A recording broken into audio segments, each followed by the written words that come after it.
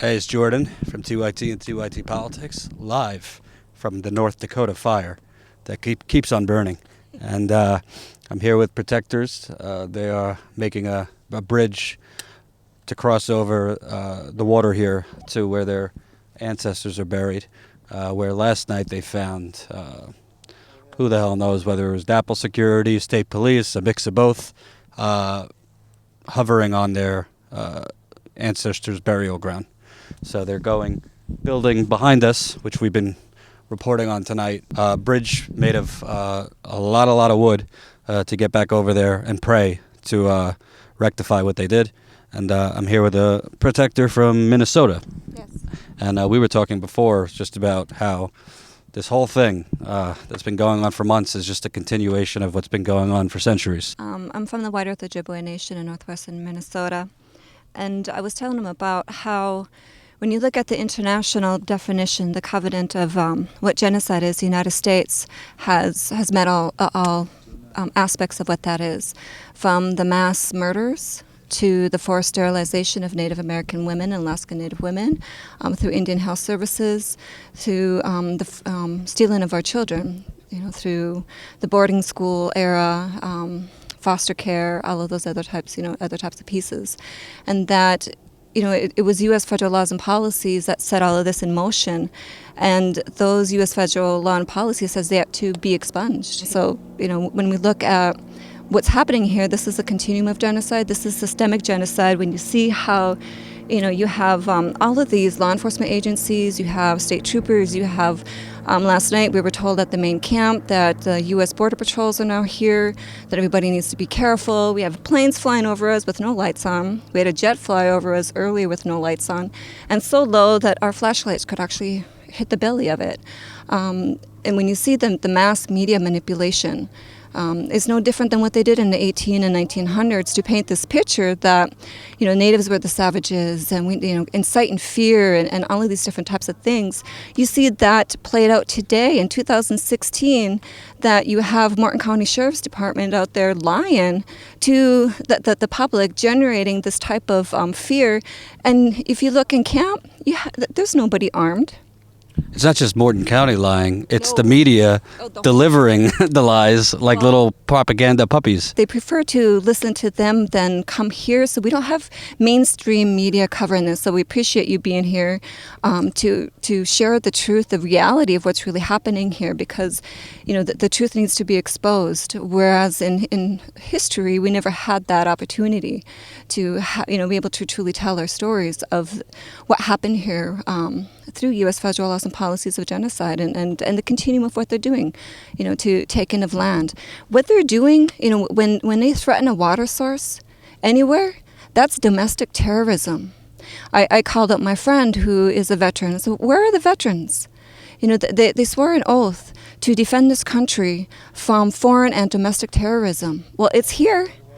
You have people that are women, children, men, elders, unarmed, trying to defend and protect this homeland from domestic terrorism. Where are they? Who's protecting the protectors? In that way. So my vision is like having all of our veterans being dressed in their military best, unarmed, standing in front of everybody. What kind of signal would that send to this country? And I think it's really interesting because at the most base level, when you're a kid, you're told the police are there to protect you. So all this force to protect an inanimate object, meanwhile, the people who they're supposed to be protecting, people around this fire are saying they're literally starting fires that could burn down this whole village of people, this whole camp. Yeah, they have no regard for our safety or for our health and our well-being. Our law enforcement themselves had sworn an oath to serve and protect. Who are they supposed to be serving and protecting? It certainly isn't the people. They're serving and protecting corporations backed by, greedy politicians, that are supporting this corporate takeover. So, we're here. I'm just, very honored to be here to stand in solidarity with my relatives here, with all of our non-Native allies. That this whole unity as human beings coming together, and the global movement that we're seeing is just empowering and enlightening. I think that people are awakening, and so hopefully this This will change the course of history, and bring awareness to, we need to stop these damn pipelines. That there's no reason to have this dependency on fossil fuel. It's just money for those that are in power, the rich. You have countries all over the world that have created green energy, sustainable energies. I mean, I was just in Stockholm, Sweden. Their river there is so clean you can actually drink it. Would you drink this water? No. Would you drink any other water in this country? Because of all of the contaminants. You have Monsanto poisoning everything. I mean, it's just, when and at what point will they stop and realize we have to think about the 7 generations, our future generations? We're borrowing from our future, and what legacy are we leaving them? So what I see with everybody here is we're being good ancestors. That's our duty and that's our responsibility, is to be good ancestors. I've been going around the country for a year covering the campaign, and there were a lot of high moments, particularly with Bernie's movements. Every Trump rally is not the highest moment. But you see these slogans, right? Like stronger together for Hillary Clinton and Donald Trump, whatever insane things he says. And it juxtapose that with this.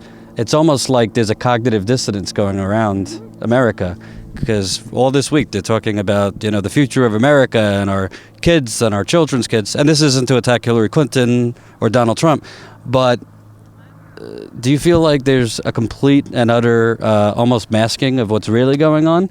Because I'm at these rallies and there's a complete disconnect when the people are cheering for whether it's Clinton, Trump, you name it, and the brutality and the complete, whether you want to call it genocide of killing people or killing culture, whatever, what's actually going on the front lines. It's a shame, even with President Obama, that their silence is deafening.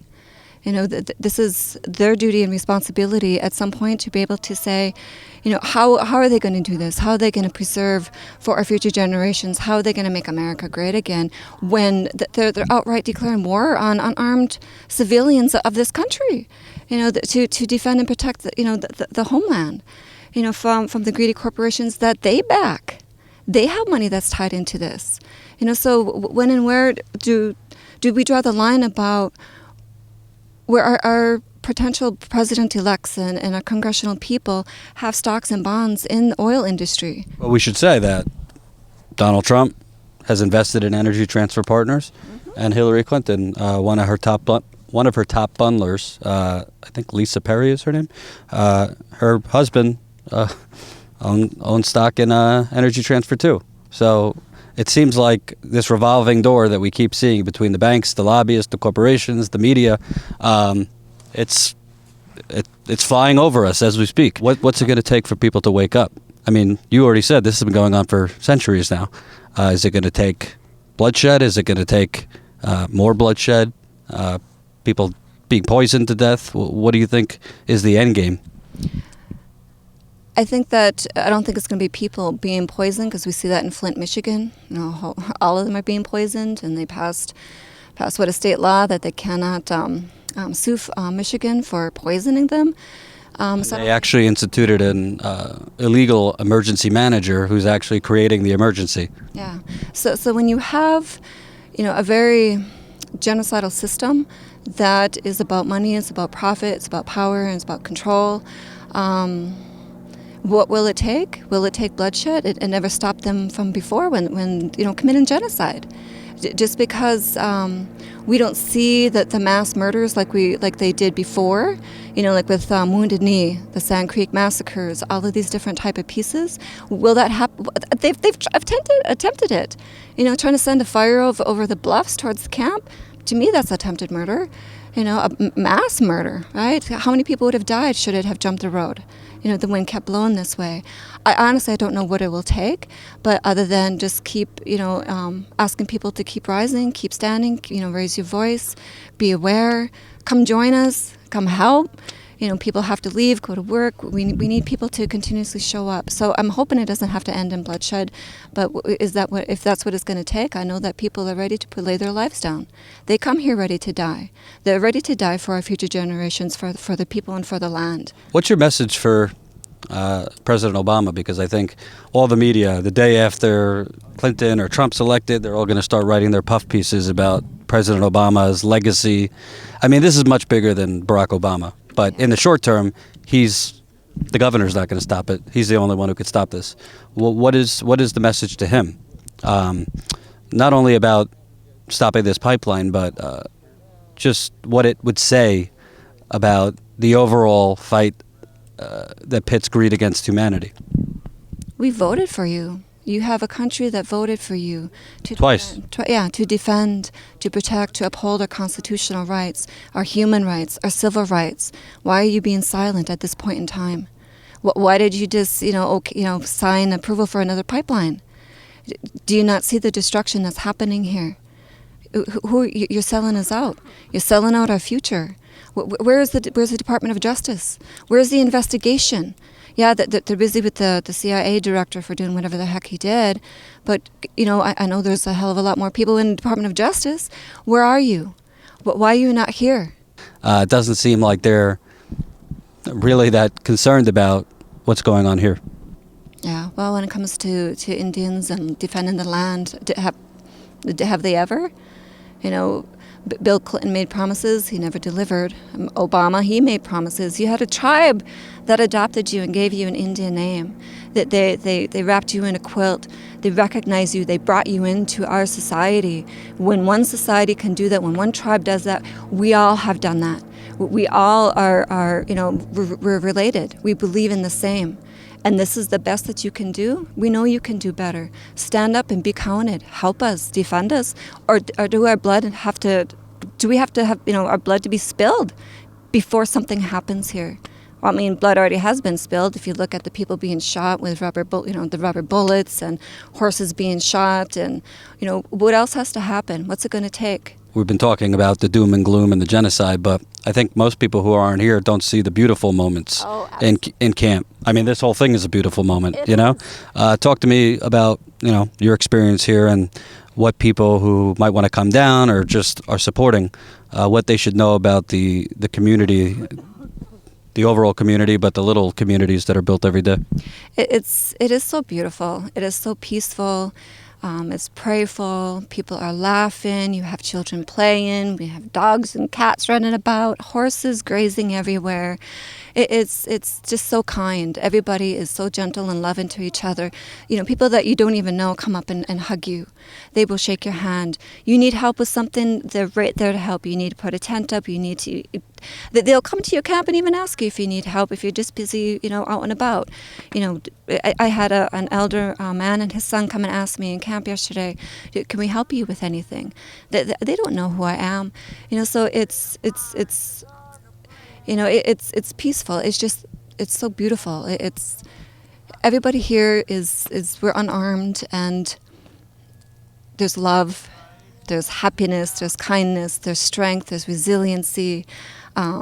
It's a beautiful place to be, and in a moment in time, it's like what I often had, told people when I first came here, was that if there was ever a time to know what it felt like for our ancestors to live in a community, regardless of what DAPL had brought this, everybody coming here for, was this, what our ancestors knew about peace and unity, interdependency, the kindness and love and living in balance and harmony with each other and Mother Earth. It's a blessed experience. It's a blessed moment in time. And if you can, come help and come have a cup of coffee or tea, come visit. Whatever you can do, we appreciate. So, Miigwech, thank you. Thank you for being here. Thanks for talking to me. Appreciate it.